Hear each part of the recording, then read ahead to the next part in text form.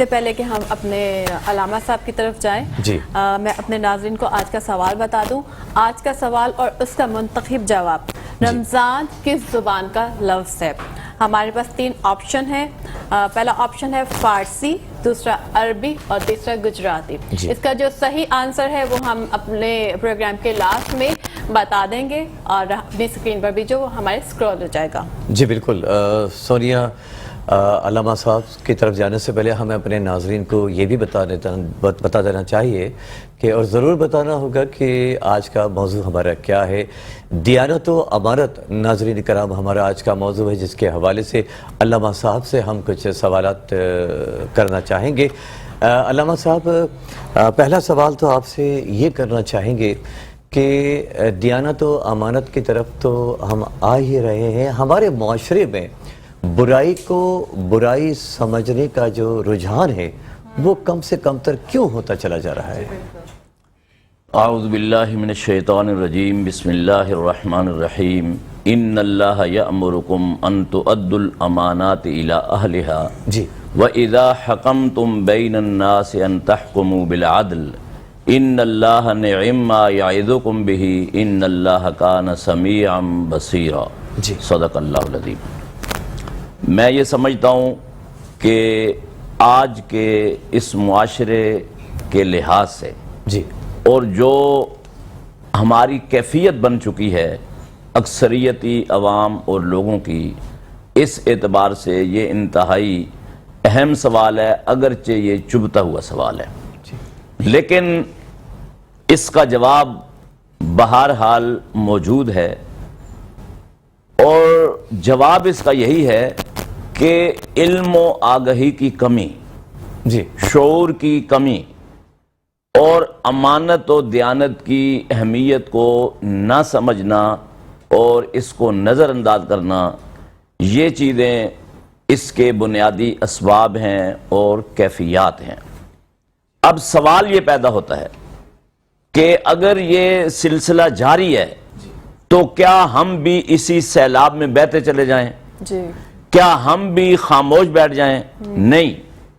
اس کا جواب یہ ہے کہ ہمیں اپنا کردار ہر حال میں ادا کرنا ہے, اور اگر ہم اس کردار کو ادا کرتے رہیں گے تو یقیناً یہ معاشرہ تبدیل ہوگا اور رسول اکرم صلی اللہ علیہ وسلم کی ذات گرامی سے اور آپ کے اعلیٰ عرفہ بلند و بالا کردار سے ہمیں اس کو دیکھنا ہے کہ رسول اکرم صلی اللہ علیہ وسلم جس معاشرے میں تشریف لائے تھے تو اکثریتی جو لوگ تھے وہ بھی یہ امانت و دیانت کے الفاظ سے ہی ناشنا تھے, اور ان کا کردار بہت زیادہ ظالمانہ تھا, سنگ دلانہ تھا اور انتہائی خوفناک نوعیت کا کردار تھا. لیکن اللہ کے رسول صلی اللہ علیہ وسلم نے امانت و دیانت کی روح اس معاشرے کے جسم میں اس طرح پھونکی کہ اپنے کردار سے ان کو آپ صلی اللہ علیہ وسلم نے بتا دیا. میں ایک مختصر سا واقعہ حضور اکرم صلی اللہ علیہ وسلم کی جو ذاتی زندگی میں آپ کو بتا کر بات کو سمیٹ دوں گا. حضور اکرم صلی اللہ علیہ وسلم کی جو پہلی شادی اور پہلا نکاح ہوا وہ 25 سال کی عمر میں ہوا حضرت خدیجہ رضی اللہ تعالیٰ عنہ کے ساتھ. اس سے کچھ جب آپ آگے بڑھے عمر کے اعتبار سے, ابھی آپ نے اپنی نبوت کا واضح اعلان نہیں فرمایا تھا, نبوت کا اعلان 40 برس کی عمر میں ہوا. تو ایک واقعہ مکے کے اندر رونما ہوا کہ سیلاب نے خانہ کعبہ کی عمارت کی دیواروں کو کھوکھلا کر دیا, اور جو لوگ جن لوگوں نے عمرہ حج ادا کیا ہے تو انہوں نے دیکھا ہوگا, اور میری دعا ہے کہ آپ سب کو اللہ رب العالمین حج اور عمرے کی سعادت اور نیکی سے فیض یاب فرمائے. آمین. تو حرم جو ہے خانہ کعبہ یہ نیچے ہے, نشیب میں ہے, باقی شہر جو ہے وہ اوپر ہے. تو چاروں طرف سے پانی جو جب نشیب میں آیا تو اس کی دیواریں کافی خستہ ہو گئیں اور کھوکھلی ہو گئیں. ان سب نے مل کر یہ طے کیا کہ ہم اس کو اثر نو تعمیر کر دیں, کیونکہ کھوکھلی دیواریں جو ہیں وہ کسی وقت بھی کسی بڑے حادثے کا سبب بن جاتی ہیں. اب انہوں نے دیواریں بنا دی, عمارت بنا دی, تو مین اس میں جو چیز تھی وہ حجر اسود, جس کا قادری صاحب نے بھی اپنے اشعار میں ذکر کیا. اور وہ جو حجر اسود ہے اس کے متعلق رسول اکرم صلی اللہ علیہ وسلم نے فرمایا یہ جنت سے ایک پتھر اللہ نے زمین پر اتارا تھا اور جسے خانہ کعبہ کے کونے میں لگایا گیا ہے.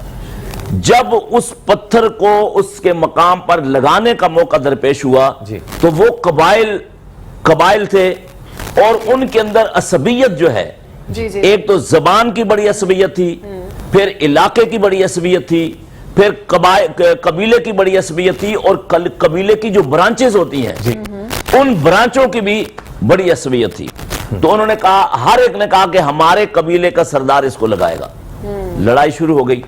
ایک ذہین سمجھدار اور فہم و فراست کے مالک شخص نے ان سے کہا کہ ایسا کرو, انتظار کرو, کل الصبح جو شخص حرم کے اندر داخل ہو اس پر فیصلہ چھوڑ دو, وہ کیا فیصلہ کرتا ہے اس پر سب عمل درآمد کرو. اب لڑائی ٹل گئی. اب یہ کام اللہ رب العالمین نے حضور اکرم صلی اللہ علیہ وسلم سے لینا تھا اور آپ کے بے مثال کردار کو اجاگر کرنا تھا. دوسرے دن الصبح آپ صلی اللہ علیہ وسلم حرم میں داخل ہوئے تو اب جو قبائل تھے یعنی امانت دیانت ان میں نہیں تھی, تو سب بیک زبان کہتے ہیں حاذا الامین رضیناہو, کہ امین آ گیا ہے, ہم اس کے فیصلے پر متفق ہیں.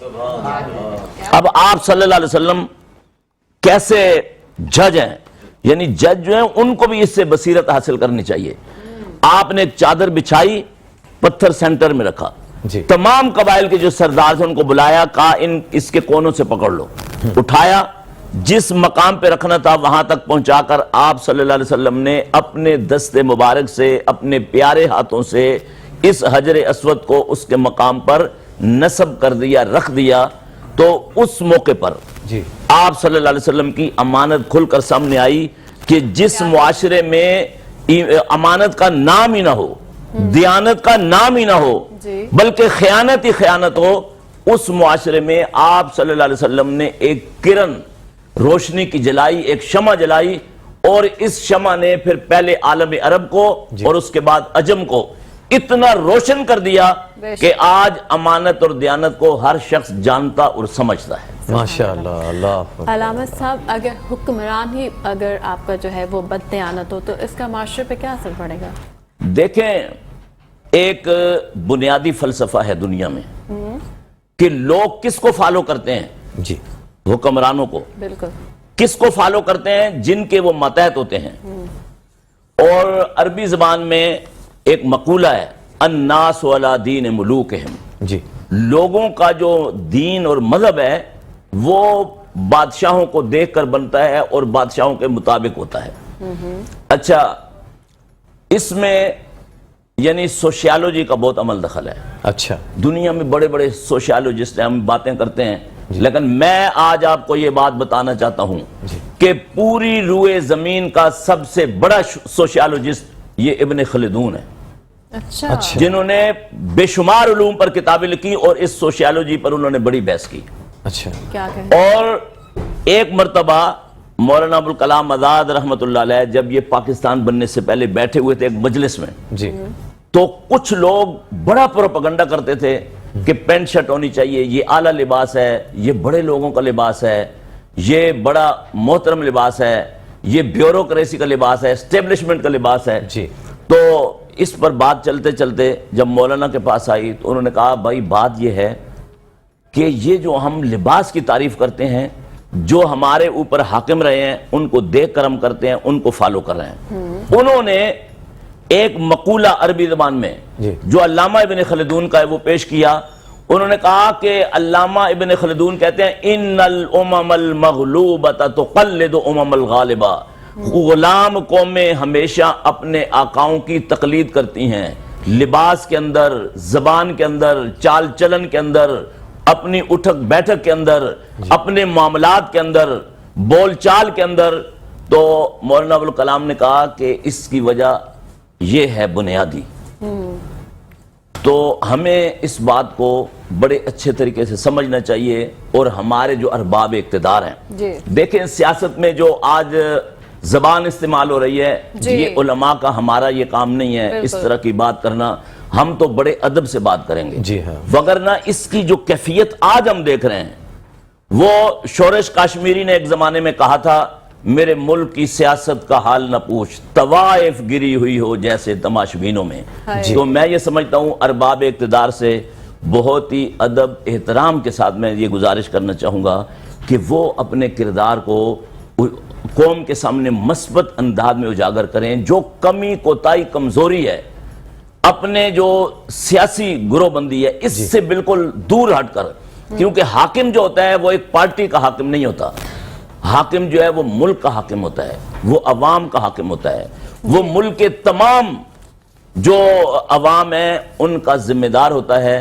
لہذا ہمارے جو حاکم ہیں، حکمران ہیں، وہ اپنے آپ کو ایک مثال، ایک ماڈل بنا دیں تاکہ قوم کے اندر جو کمی کوتاہی کمزوری ہے یہ بھی دور کرنے میں ہمیں مدد مل سکے۔ ماشاءاللہ ماشاءاللہ، بہت ہی واضح انداز میں ہمارے سوالوں کے جوابات ہمیں مل گئے ناظرین کرام، اور یہاں پر محمد شایان شیخ آپ کا بہت شکریہ ادا کریں گے کہ آپ تشریف لائے اور بہت اچھے انداز میں آپ نے اپنے عنوان کو، اپنے موضوع کو ہم تک پہنچایا۔